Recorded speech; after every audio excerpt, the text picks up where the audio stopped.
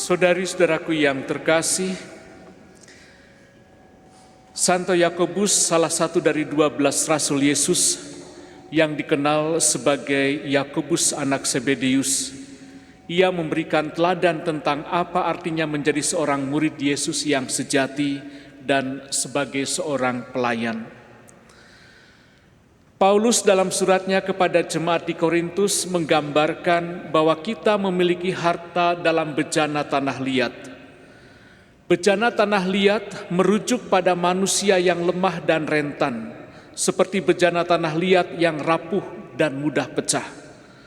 Tetapi justru dalam kelemahan ini, kekuatan dan kuasa Allah menjadi nyata.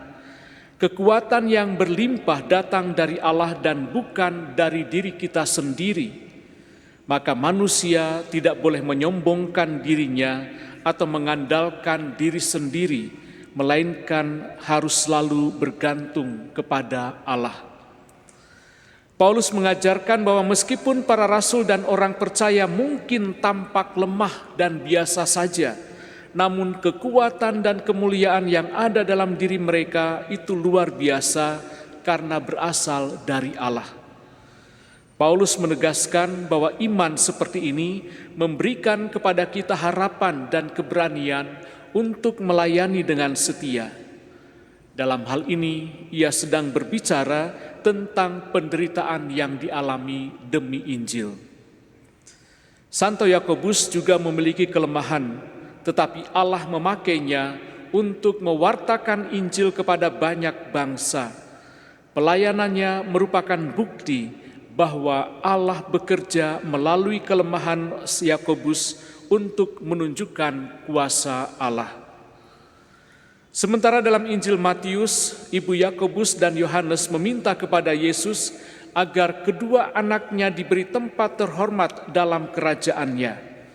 Ini menunjukkan keinginan manusiawi atas kekuasaan dan jabatan. Yesus menjawab dengan melemparkan suatu pertanyaan, "Dapatkah kamu meminum cawan yang harus kuminum?" Dan mereka mengatakan dapat. Mungkin mereka tidak sepenuhnya memahami konsekuensi atas jawaban mereka itu. Cawan melambangkan penderitaan, pengorbanan dan kematian yang akan Yesus alami demi keselamatan manusia. Pertanyaan ini tentu saja menantang Yakobus dan Yohanes untuk mempertimbangkan apakah mereka siap dan bersedia menjalani penderitaan, pengorbanan, bahkan kematian seperti yang akan dialami oleh Yesus. Mengikuti Yesus akhirnya bukan hanya tentang menerima kemuliaan, tetapi juga tentang kesediaan untuk menanggung penderitaan dan pengorbanan, bahkan kematian demi iman. Pada akhirnya, Yakobus juga mengalami penderitaan dan penganiayaan dalam pelayanannya sebagai rasul dan mati sebagai martir.